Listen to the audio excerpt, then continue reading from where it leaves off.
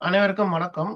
ஆ அதாவது இன்னைக்கு வந்து நம்ம பார்க்கக்கூடியது மியூச்சுவல் ஃபண்ட்லயே ஒரு டிஃபரண்டான ஒரு மியூச்சுவல் ஃபண்ட். அதாவது நான் வந்து ஒரு கம்மி அமௌண்ட் தான் வச்சிருக்கேன். ஆனா சேஃபாவும் இருக்கணும், செக்யூராவும் இருக்கணும். எனக்கு வந்து எந்த ஒரு பாதிப்பும் வரக்கூடாது. மார்க்கெட் ஏற்ற இறக்கத்துல வந்து என்னுடைய போர்ட்ஃபோலியோல இந்த ஃபண்ட வச்சிருந்தேன்னா, அது வந்து நெகட்டிவ் காட்டக்கூடாது. எனக்கு எப்பயுமே ஒரு பாசிட்டிவ்லயே இருக்கணும். அதே சமயத்துல 0 ரிஸ்க்கா இருக்கணும். Market risk, subject to market risk அந்த பேச்சுக்கே இடம் இருக்கக்கூடாது. அப்படின்றவங்க மட்டும் இந்த வீடியோ வந்து ரொம்ப ஹெல்ப்ஃபுல்லா இருக்கும். ஸோ இத வந்து நீங்க இன்வெஸ்ட் பண்ணிட்டு ரிலாக்ஸா இருக்கலாம். ஒண்ணும் பிரச்சனையே இருக்காது. ஸோ நீங்க பாட்டுல பணத்த வந்து கவர்மெண்ட்ல குடுத்துட்டு நம்ம வந்து ஒரு நல்ல ஒரு ரிட்டர்ன்ஸ எதிர்பார்க்கலாம். ஸோ தினைக்கும் வந்து நம்மளுக்கு இன்ட்ரெஸ்ட் கிடைக்க போகுது. ஸோ இந்த மாரி ஃபண்ட வந்து நம்ம தேடி கண்டுபிடிச்சு எப்படி இன்வெஸ்ட் பண்றது அப்படின்றத பத்தின வீடியோ தான் இது. ஸோ ஸ்கிப் பண்ணாம கடைசி வரைக்கும் பாருங்க. ஓகே. ஸோ இந்த ஃபண்ட் ஓவர் நைட் ஃபண்ட் அப்படின்றது சொல்லுவாங்க. இது ஓவர் நைட் ஃபண்ட் அப்படின்னா என்ன அப்படின்னு பார்த்தா, இது வந்து ஒரு நாளையில மெச்சூரிட்டி ஆகக்கூடிய ஒரு business day one one business day. அதாவது திங்கட்கிழமை இது ஸ்டார்ட் ஆச்சுன்னா, செவ்வாய்க்கிழமை காலைல இது வந்து பிசினஸ் டேல க்ளோஸ் ஆயிடும். அதாவது ஒரு நாள்ல வந்து மெச்சூரிட்டி ஆகக்கூடிய ஃபண்ட் தான் இது வந்து ஓவர் நைட் ஃபண்ட் அப்படின்னு சொல்றாங்க. இது வந்து எங்க இன்வெஸ்ட்மென்ட் பண்ணுவாங்கன்னு பார்த்தீங்கன்னா, கடன் பத்திரங்கள், கவர்ன்மென்ட் பாண்ட்ஸ், கவர்ன்மென்ட் செக்யூரிட்டீஸ்ல வந்து இன்வெஸ்ட்மென்ட் பண்ணுவாங்க. ஒரு நாள்ல முடியக்கூடிய பாண்டா இருக்கும் அது. சரிங்களா? ஸோ அதுதான் ஓவர் நைட் ஃபண்ட்ஸ் அப்படின்னு சொல்லுவாங்க. ஸோ இது வந்து நம்மளுக்கு எப்படி ஒர்க் ஆகுது அப்படின்றத முதல்ல தெரிஞ்சுக்கணும். அதாவது நம்மளுக்காக நம்ம போடக்கூடிய இன்வெஸ்ட்மெண்ட்ட வந்து ஒரு ஃபண்ட் மேனேஜர் இருப்பார்ல, அந்த ஃபண்ட் மேனேஜர் என்ன பண்ணுவாருன்னா, நம்ம ஃபண்ட வந்து இப்போ மெச்சூரிட்டி ஆகக்கூடிய ஒரு நாள்ல மெச்சூரிட்டி ஆகக்கூடிய ஃபண்ட வந்து ட்ரெப்ஸ்ல போயிட்டு இன்வெஸ்ட்மென்ட் பண்ணுவாரு. அதாவது இது ஒரு பினான்சியல் இன்ஸ்ட்ருமெண்ட் சரிங்களா? ட்ரெப்ஸ்ன்றது வந்து ட்ரை பார்ட்டி ரெப்போஸ் அப்படின்னு சொல்லுவாங்க. அதாவது கவர்ன்மென்ட் வங்கிகள், அதாவது கவர்ன்மென்ட் பேங்க்ஸ், அப்புறமா ரிவர்ஸ் ரெப்போஸ் இந்த மாரி அ கவ அ கவர்ன்மென்ட் சம்பந்தப்பட்ட எல்லாமே கவர்ன்மென்ட் கையில தான் இருக்கும். கவர்ன்மென்ட் கடன் பத்திரத்துல போயிட்டு முதலீடு பண்ணுவாரு. அவர் என்ன பண்ணுவாருன்னா, நம்ம பணத்த வந்து மெச்சூரிட்டி ஆன பணத்த ஒன் டேல மெச்சூரிட்டி ஆன பணத்த அடுத்த நாள் கொண்டு போயிட்டு ஆ இந்த ரெப்போல வந்து போடுவாரு. ட்ரிப்ஸ்ல வந்து பணத்த முதலீடு பண்ணுவாரு. கவர்ன்மென்ட் செக்யூரிட்டீஸ் பாண்ட்ஸ்லயும் முதலீடு பண்ணுவாரு. சரிங்களா? அது நம்மளுக்கு எப்படின்னா, வட்டியோட பிரின்சிபல் அமௌண்டோட சேர்த்து நம்மளுக்கு மெச்சூரிட்டி ஆயி அடுத்த நாளே வந்து கிடைக்கும். அத வந்து நம்ம தேவைன்னா வித்ட்ரா பண்ணிக்கலாம். இல்லன்னா அத வந்து இன்வெஸ்ட்மென்ட் பண்ணி அடுத்த நாள் ஃபார்வர்ட் பண்ணி நெக்ஸ்ட் டேக்கும் அத என்ன பண்ணுவாரு, கேரி ஃபார்வர்ட் பண்ணி அத மறுபடியும் இன்வெஸ்ட்மென்ட் பண்ணுவாரு. அப்படின்ற போது நம்மளுக்கு வந்து நல்லாவே குரோத் இருக்கும். இதுல ஏதாவது ரிஸ்க் இருக்கா அப்படின்னு கேட்டா, ரிஸ்க் இருக்கா? இல்ல. ரிஸ்க்னா என்ன? 0 ரிஸ்க் இதுல வந்து சொல்லலாம். 0.1101% இருக்குன்னு வேணா சொல்லிக்கலாம். சரிங்களா? எல்லா நேரமும் இருக்காது அது. எப்பயாச்சும் ஒரு வாட்டி தான் அது நடக்கும். அது நடக்கிறதுக்கு பாசிபிலிட்டீஸே கிடையாது. அதனால தான் அ வந்து ரிஸ்க் இன்வால்வ்மென்ட் வந்து லோனே குடுத்து வச்சிருக்காங்க. சரிங்களா? சரி. இது வந்து மாற்றத்த வந்து இந்த சந்தை வந்து ஏற்ற இறக்கத்துல ஏதாவது ப்ராப்ளம் வருமா? அப்டின்னா, நம்ம பண்றது ஒரு நாளைக்கான ஹோல்டிங்ஸ் தான். அதனால பெருசா ஒண்ணும் அதுல ஏற்ற இறக்கம் வந்தாலும் பாதிக்காது.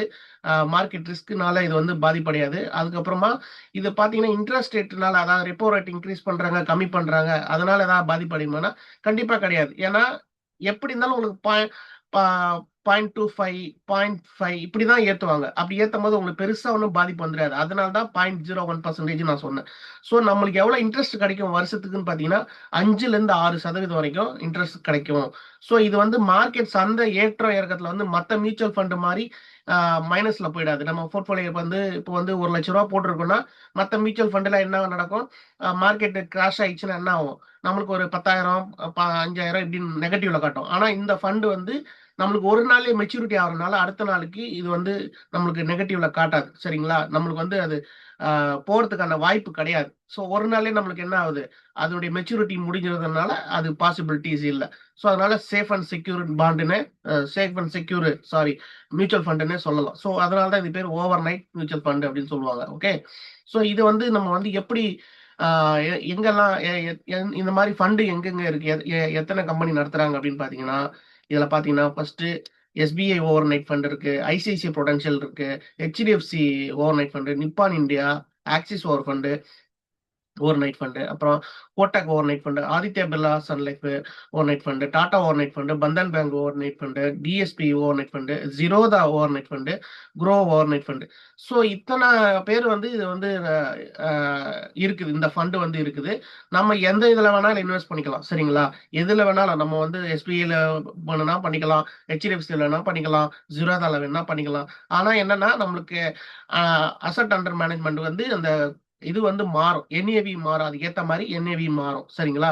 அதுதான் இப்ப நம்ம வந்து சாம்பிளா எப்படி பண்றது அப்படின்றத பத்தி பார்க்க போறோம். ஓகே. ஸோ பாருங்க, இப்போ நான் வந்து ஒரு சாம்பிள் தான் காட்டியிருக்கேன். ஒரு எக்ஸாம்பிளுக்காக ஒரு இது காட்டுறேன். ஃபர்ஸ்ட் நான் வந்து ஒரு பிரைவேட்டா இருக்கக்கூடிய ஒரு ஃபண்டை வந்து காட்டுறேன். ஜீரோதா ஓவர் நைட் ஃபண்ட் அப்படின்னு பார்க்குறோம்.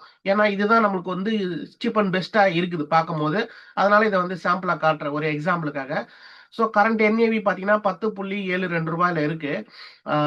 Net asset value. ஒரு வருஷத்துல இது எவ்வளவு ரிட்டர்ன் கொடுத்துருக்கு பாத்தீங்கன்னா 5.19%. சரிங்களா? ஒரு வருஷத்துல ரிட்டர்ன்ஸ் உள்ள கொடுத்துருக்கு. ஸோ நம்ம நினைச்ச மாதிரி ஒரு வருஷத்துல 5ல இருந்து 6% பார்த்தோமா, இப்போ நம்மளுக்கு 5.19% கிடைச்சிருச்சா? ஸோ இப்போ வந்து இது எவ்வளவு இன்வெஸ்ட்மெண்ட் பண்ணலாம் அப்படின்னா, 100 ரூபாயில இருந்து ஆரம்பிக்கலாம். எஸ்ஐபி போட்டோம்னா 100 ரூபாயில இருந்து ஸ்டார்ட் பண்ணலாம். இல்ல நீங்க லம்சமா ஒரு அமௌண்ட் போட்டாலும் சரி, இல்ல எஸ்ஐபி போட்டாலும் சரி, அது உங்க விருப்பம். எதை பண்றதா இருந்தா பண்ணலாம். அசட் அண்டர் மேனேஜ்மெண்ட் வந்து எவ்வளவுன்னு பாத்தீங்கன்னா 120 கோடி இருக்கு. ஸோ எக்ஸிட் லோட் இருக்கா? நம்ம பணத்தை எடுக்கும் போது நம்மளுக்கு ஏதாவது சார்ஜஸ் பண்ணுவாங்களா? இல்ல. எக்ஸ்பென்ஸ் ரேஷியோ மட்டும் இருக்கு. ஏன்னா நமக்காக ஒரு ஒரு ஃபண்ட் மேனேஜர் வேலை செய்யறாருல, அடுத்தடுத்த நாளைக்கு அந்த ஃபண்டை வந்து மாத்தி மாத்தி திருப்பி திருப்பி இன்வெஸ்ட் பண்றாருல, அதுக்காக அவங்க வந்து என்ன பண்ணுவாங்கன்னா 0.08% சார்ஜஸ் பிடிப்பாங்க. சரிங்களா? இது ரொம்ப ரொம்ப வேல்யூ கம்மிங்க. எக்ஸ்பென்சிவ் ரேஷியோ ரொம்ப ரொம்ப கம்மியான சார்ஜஸ் தான் அது. ஸோ இதுல ரிஸ்க் இருக்கான்னு பாத்தீங்கன்னா ரிஸ்கே கிடையாது. ஸோ லோ ரிஸ்க் தான் போட்டிருக்கு. இது வந்து நம்ம ஏதாவது லாக்இன் பீரியட் இருக்கா? 2 வருஷம் கழிச்சு தான் எடுக்கணும். ஃபிக்ஸ்டு டெபாசிட் மாரி 1 வருஷம் கழிச்சு தான் எடுக்கணும். இந்த மாரிலாம் ஏதாவது ப்ராப்ளம்ஸ் இருக்கா அப்படின்னு கேட்டா, சில மியூச்சுவல் ஃபண்ட் எல்லாம் பார்த்தீங்கன்னா, லாக்இன் பீரியட் இருக்கும். இப்போ HDFC, ELSS save save tax saving ஃபண்டுன்னு பார்த்தீங்கன்னா, ஒரு 3 வருஷத்துக்கு லாக்இன் பீரியட் இருக்கும். ஆனா இந்த ஃபண்ட்ல பார்த்தீங்கன்னா, லாக்இன் பீரியட் கிடையாது. நம்ம எப்போ வேணாலும் வித்ட்ரா பண்ணிக்கலாம். இன்னைக்கு போட்டுட்டு நாளைக்கே கூட வித்ட்ரா பண்ணிக்கலாம். ஓகேவா? சரி. இப்போ இது எதுல போய் இன்வெஸ்ட்மென்ட் பண்றாங்க அப்படின்னு பார்த்தா, எந்தெந்த செக்டார்னு பார்த்தா ட்ரிப்ஸ்ல தான் மெயினா இன்வெஸ்ட்மென்ட் பண்றாங்க. 99.07 இது வந்து கவர்மெண்டோட இன்ஸ்ட்ருமெண்ட். அதனால நம்ம எந்த ஒரு பயமும் பட தேவையில்ல. கவர்மெண்ட் தான் பொறுப்பு நம்ம பணத்துக்கு. அப்படின்றனால இதுல வந்து மார்க்கெட் ஏற்ற இறக்கத்துக்கு இது வேலையே கிடையாது. சரிங்களா? அப்புறம் treasury bills. So less than 1% invest பண்றாங்க. நெட் ரிசீவபிள் 1% கொடுக்குறாங்க. ஸோ அதுல போய் இன்வெஸ்ட்மெண்ட் பண்றாங்க. சரிங்களா? ஸோ நம்மளுக்கு வந்து மெயினா பார்க்க வேண்டியது எந்தெந்த கம்பெனிஸ், அதான் செக்டார்னா அந்த கம்பெனிஸ்னா ட்ரெஷரி பில் 182 days ட்ரெஷரி பில்ல போய் இன்வெஸ்ட்மெண்ட் பண்றாங்க. நெட் ரிசீவல் பேபிள்ல கொடுக்குறாங்க. அதுக்கப்புறமா ட்ரெப்ஸ்ல போய் இன்வெஸ்ட்மெண்ட் பண்றாங்க. மேக்ஸிமம் 99% ட்ரெப்ஸ்ல தான் கொடுக்குறாங்க. இது வந்து பினான்சியல் இன்ஸ்ட்ருமெண்ட், கவர்மெண்டுடைய கடன் பத்திரத்துக்கு. சரிங்களா? ஸோ அதுல இன்வெஸ்ட்மெண்ட் பண்றதுனால நம்மளுக்கு எந்த ஒரு பாதிப்பும் கிடையாது. மார்க்கெட் ஏற்ற இருக்கிறத பத்தி கவலையே பட தேவையில்ல. மற்ற மியூச்சுவல் ஃபண்ட்னா தான் நம்ம யோசிக்கணும். ஓகே. ஸோ இப்போ வந்து நான் என்ன பண்றேன், ஒரு கவர்மெண்ட் செக்யூரிட்டிஸ் பாண்டை பத்தி செக்யூரிட்டிஸ் மியூச்சுவல் ஃபண்டை காட்டுறேன். ஓவர் நைட் ஃபண்டை. ஸோ எஸ்பிஐ நான் சாம்பிளுக்காக எடுத்திருக்கேன். ஸோ இது கரண்ட் வேல்யூ எவ்வளோ இருக்கு பாருங்க. என்ஏவி வந்து 4458 ரூபாய் இருக்கு. அது எவ்வளோ பார்த்தோம் நம்ம? ரொம்ப கம்மியாக தான் பார்த்தோம். 10 ரூபாய் நம்ம தான் பார்த்தோம். இது வந்து 4458 ரூபாயில இருக்கு. இது ஒரு வருஷத்துக்கான ரிட்டர்ன் எவ்வளோ? 5.29. அது எவ்வளோ பார்த்தோம்? 5.19. மேஜர் டிஃபரன்ஸ்லாம் இருக்காது. சின்ன சின்ன டிஃபரன்ஸ் தான். ஏன்னா நெட் அசெட் வேல்யூ வந்து மாறுதல, என்ஏவி மாறும்போது கொஞ்சம் நம்மளுக்கு இதுல டிஃபரன்ஸ் காட்ட தான் செய்யும். மினிமம் இன்வெஸ்ட்மெண்ட் அதுல 100 ரூபாயில இருந்து பண்ணலாம். இதுல வந்து 5000 ரூபாயில இருந்து பண்ணணும். சரிங்களா? ஸோ அதுதான் கொஞ்சம் டிஃபரன்ஸ். எக்ஸிட் லோடு இதுக்கும் ஜீரோ தான். எந்த கால எப்போ வேணா பணத்தை எடுத்துக்கலாம். நம்மளுக்கு காசு எதுவும் பிடிக்க மாட்டாங்க. அதாவது பேமெண்ட் எதுவும் கட் ஆகாது நம்மளுக்கு. நம்ம எப்போ வேணாலும் வித்ட்ரா பண்ணிக்கலாம். எக்ஸ்பென்சிவ் ரேஷியோ 0.707, அதுல வந்து 0.08 இருந்தது. ஸோ ரெண்டுத்துக்கு இல்ல வித்தியாசம் இதுதான். மெயினா இதுல வந்து அசட் அண்டர் மேனேஜ்மெண்ட் வேல்யூ பாத்தீங்கன்னா 34,000 கோடி. அதுல வந்து வெறும் 120 கோடி என்னமோ தான் இருந்தது. சரிங்களா? ஸோ அது ரொம்ப சின்ன ஃபண்டு தான். ஸோ ரிஸ்க் இன்வால்மெண்ட் ரெண்டுத்துக்குமே எல்லாமே லோ தான். ஸோ எந்த ஒரு ஃபண்ட் எடுத்துக்கிட்டாலும் ஹெச்டிஎஃப்சி பார்த்தோம், பந்தன் பேங்க் பார்த்தோம், எல்லாமே பார்த்தோம் இல்லையா? எல்லா ஓவர் நைட் ஃபண்டுக்குமே இந்த ரிஸ்க் வேல்யூ வந்து லோவா தான் இருக்கும். எக்ஸ்பென்சிவ் ரேஷியோ மட்டும் கொஞ்சம் முன்ன பின்ன மாறும். அதே மாதிரி அசட் அண்டர் மேனேஜ்மெண்ட் வந்து கொஞ்சம் முன்ன பின்ன மாறும். இன்வெஸ்ட்மெண்ட் வந்து கொஞ்சம் முன்ன பின்ன மாறும். மற்றபடி எல்லாமே வந்து சேம் தான். எக்ஸிட் லோடு வந்து ஜீரோ தான். லாக்இன் பீரியட் இந்த ஃபண்டுக்கும் எந்த ஃபண்டுக்குமே இருக்காது. இந்த நம்ம சொல்ல ரிஜிஸ்டர் போட்டோம்ல, அதுல எதுக்குமே லாக்இன் பீரியட் கிடையாது. நாட் அப்ளிகபிள் தான். ஸோ ட்ரெப்ஸ்ல வந்து எதாவது எந்தெந்த செக்டர்ல இன்வெஸ்ட்மெண்ட் பண்றாங்க, அதுல வந்து ஜீரோதால் நம்ம பார்த்தது ட்ரெப்ஸ் மட்டும் தான் இன்வெஸ்ட்மெண்ட் பண்ணியிருந்தாங்க 99%. இதுல பாருங்க ட்ரெஷரி பில்ல 3.5%. ஏன்னா இதுல அமௌண்ட் பெருசு. ஸோ 95%, கிட்டத்தட்ட 96% வந்து ட்ரெப்ஸ்ல இன்வெஸ்ட்மெண்ட் பண்றாங்க. சர்டிஃபிகேட் ஆஃப் டெபாசிட்ல லெஸ் தென் 1, நெட் ரிசீவபிள்ல லெஸ் தென் 1 இன்வெஸ்ட்மெண்ட் பண்றாங்க. ஸோ இதனால நம்மளுக்கு வந்து வந்து மார்க்கெட் ஏற்ற இருக்கிறதுனால நமக்கு எந்த பாதிப்பும் இருக்காது. நம்மளுக்கு வருஷத்துக்கு ஒரு 5ல இருந்து 6% வட்டி கிடைச்சிக்கிட்டே இருக்கும். சரிங்களா? ஸோ ஸ்லோ அண்ட் ஸ்டடியா நம்ம இன்வெஸ்ட்மெண்ட் பண்ணோம்னா இது ஒரு பெஸ்ட் ஆப்ஷனா நம்ம பார்க்கலாம். சரி நண்பர்களே, இப்போ இதுக்கும் மற்ற சேவிங்ஸ்ல போட்டா நல்ல அதே ரிட்டர்ன் தானே கிடைக்கும். ஃபிக்ஸ்டு டெபாசிட்ல போட்டாலும் அதே ரிட்டர்ன் தானே கிடைக்கும். நான் எதுக்கு போயிட்டு இதுல போடணும் அப்படின்றவங்களுக்கு ஒரு டிஃபரன்ஸ் நம்ம பார்ப்போம். ஸோ ஃபர்ஸ்ட் வந்து என்ன பண்றேன்னா, நம்ம வந்து சேவிங்ஸ் அக்கௌண்ட்டை பத்தி பார்க்கலாம். சேவிங்ஸ் அக்கௌண்ட்ல பார்த்தீங்கன்னா, ரிஸ்க் நம்ம என்ன பண்றாங்க, ஒரு வருஷத்துக்கு எவ்வளோ ரிட்டர்ன்ஸ் வருதுன்னு பார்த்தீங்கன்னா, 2.5லேருந்து 3.5% தான் சில பேங்குகள் தருவாங்க. நீங்க வச்சிருக்க காலத்த பொறுத்து, அதாவது இயர்ஸ பொறுத்து. 1 இயரா, 2 இயர்ஸா பார்த்து, அதுக்கேத்த மாரி தான் அந்த இன்ட்ரெஸ்ட் ரேட்டு மாறும். சரிங்களா? ஸோ, அப்போ ஃப்ளெக்சிபிளா இருக்கும். நீங்க வச்சிருக்கிறது 3 வருஷமா இருந்தா, அதுக்கேத்த மாரியான இன்ட்ரெஸ்ட் ரேட் குடுப்பாங்க. இல்ல 7 நாளுலேருந்து தொடங்கும் நம்மளுக்கு. ஸோ, அதுக்கேத்த மாரி தான் நம்மளுக்கு கிடைக்கும். இந்த பணத்த நம்ம எப்ப வேணா எடுக்கலாமா? கண்டிப்பா நம்ம ஏடிஎம்ல போனோம்னா, எப்ப வேணா எடுக்கலாம். யுபிஐ மூலமா ட்ரான்ஸ்ஃபர் பண்ணிக்கலாம். இதுக்கு ஏதாவது லாக்இன் பீரியட் இருக்கா? இல்ல. கண்டிப்பா இல்ல. இது வந்து நம்ம வச்சிருக்க பணத்த வந்து பேங்க்ல ஒரு சேவிங்ஸ் அக்கவுண்ட்ல ஒரு ரூ. 10,00,000 வச்சிருக்கோம்னா, நமக்கு ஏதாவது பாதுகாப்பு இருக்கான்னா, கண்டிப்பா இருக்கு. ஆனா 5,00,000 வரைக்கும் தான் பேங்க் செக்யூரிட்டி தருவாங்க. அதுக்கு வந்து ஒரு ஷூரிட்டி தருவாங்க. ஏன்னா இன்சூரன்ஸ் போட்டு வச்சிருப்பாங்க. ஒரு 5,00,000 வரைக்கும் நமக்கு நம்ம பணம் ரிட்டர்ன் கிடைக்கிறதுக்கு வாய்ப்பு இருக்கு. சம் சம் அதாவது பேங்க் ஏதாவது கொலாப்ஸ் ஆயிடுச்சு, ஏதாவது ப்ராப்ளம் ஆயிடுச்சுன்னா, ஆ ஆ அதாவது பேங்க் வந்து என்ன சொல்றது? பேங்க் ராபரி ஆயிடுச்சோ, இல்ல வேற ஏதாவது ப்ராப்ளம் ஆயிடுச்சுன்னா, ஆ இழுத்து மூடுற மாரி ஞாபகம் வந்துச்சுன்னா, நம்மளுக்கு வந்து 5,00,000 வரைக்கும் இன்சூரன்ஸ் கண்டிப்பா பணத்த கிடைக்கும். ரூ. 10,00,000 போட்டாலும் சரி, ரூ. 1,00,00,000 போட்டாலும் சரி, நமக்கு 5,00,000 கிடைக்கும். சரிங்களா? டாக்ஸேஷன் இருக்கான்னா, கண்டிப்பா இருக்கு. ஆனா 10,000க்குள்ள நீங்க வச்சிருக்க சேவிங்ஸ் அக்கவுண்ட்ல இருக்கக்கூடிய இன்ட்ரெஸ்ட் வந்துட்டு வந்து 10,000க்கு மேல போனா தான் டாக்ஸே தவிர, 10,000க்குள்ள இருந்தா டாக்ஸ் கிடையாது. சரிங்களா? ஸோ, இப்போ வந்து நம்ம என்ன பண்ண போறோம், ஃபிக்ஸ்டு டெபாசிட் பார்க்கலாம். நம்ம ஃபிக்ஸ்டு டெபாசிட் எவ்வளோ தராங்கன்னு பார்த்தீங்கன்னா, 6லேருந்து 7.5% வரைக்கும் 1 வருஷத்துக்கு தராங்க. எத்தன நாள்லேருந்து ஸ்டார்ட் பண்ணலாம்னா, 7 நாள்லேருந்து நம்ம வந்து 10 வருஷம் வரைக்கும் போட்டுக்கலாம். இதனுடைய வித்ட்ரால் மெத்தட் பார்த்தீங்கன்னா, பெனால்டியோட தான் நம்ம வந்து இப்ப திடீர்னுலாம் நம்ம போய் எடுத்தோம்னா எடுக்க முடியாது. மெச்சூரிட்டி ஆகறதுக்கு முன்னாடி எடுத்தோம்னா, பெனால்டியோட தான் நம்ம வந்து எடுக்கிற மாரி இருக்கும். அப்புறம் லாக்இன் பீரியடுக்கா கண்டிப்பா இருக்கு. சில மெச்சூரிட்டி பீரியட் டைம் இருக்கும். 3 வருஷம், 5 வருஷம் இப்படிலாம் நம்ம போட்டு வச்சிருப்போம்ல. அப்ப அந்த லாக்இன் பீரியட் முன்னாடி நம்ம எடுக்க முடியாது. அப்படி எடுத்தோம்னா பெனால்டி கட்டணும். ஆ மார்க்கெட் ஏற்ற சந்தை இறக்கத்தினால நமக்கு வந்து கொஞ்சம் இன்ட்ரெஸ்ட் ரேட் கொஞ்சம் மாறுறதுக்கான வாய்ப்பு இருக்கு. அதாவது ஏற்ற இறக்கம் மார்க்கெட் வந்து மேல கீழயும் வாலடைலா போகும்போதோ, இல்ல கிராஷ் ஆகும்போது நம்ம பேங்க் கிராஷ் ஆகும்போது நம்மளுக்கு என்ன ஆகும்னா, இதுல வந்து கொஞ்சம் ரிஸ்க் இருக்கு. அப்போ இன்ட்ரெஸ்ட் ரேட் கொஞ்சம் கம்மியாகும். ஏற்ற இறக்கத்தோட மாறும். ஸோ இதுக்கு வந்து டாக்ஸ் வந்து அவங்களோட ஸ்லாப் பொறுத்தது.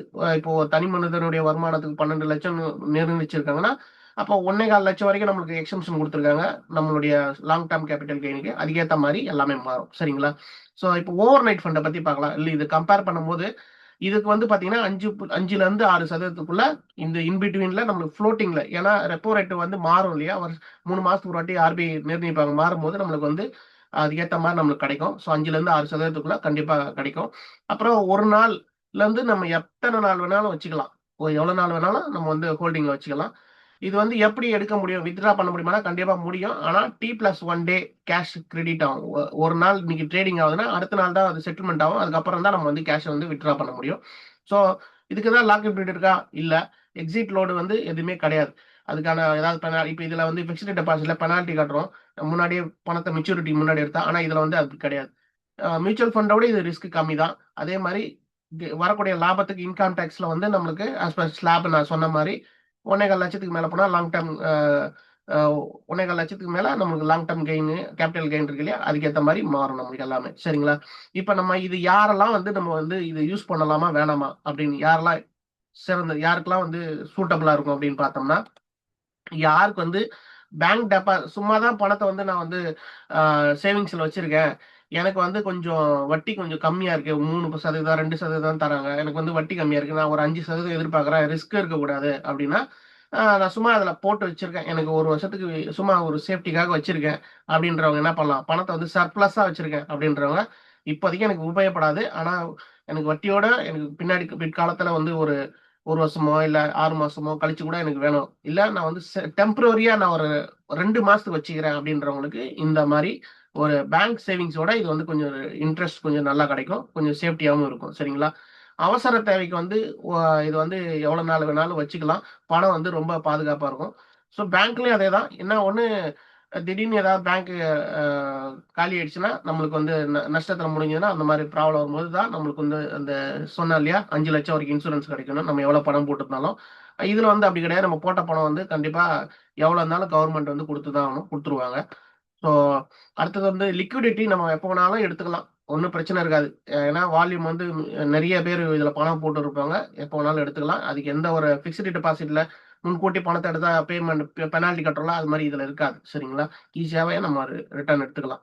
அதே மாரி இது வந்து ரிஸ்க் இருக்கான்னு பார்த்தா கண்டிப்பா ஒரு ஒரு ரிஸ்க்கும் கிடையாது. ஏன்னா இவங்க இன்வெஸ்ட்மெண்ட் பண்றது எல்லாமே கவர்மெண்ட் பாண்ட்ஸ், கவர்மெண்ட் பேங்க்ல தான் இன்வெஸ்ட்மெண்ட் பண்றாங்க. அதனால மாற்றது சந்தையோட வந்து ஏற்ற இறக்கத்துக்கு வந்து இது வந்து ஒரு பாதிப்பும் இருக்காது. சரிங்களா நண்பர்களே?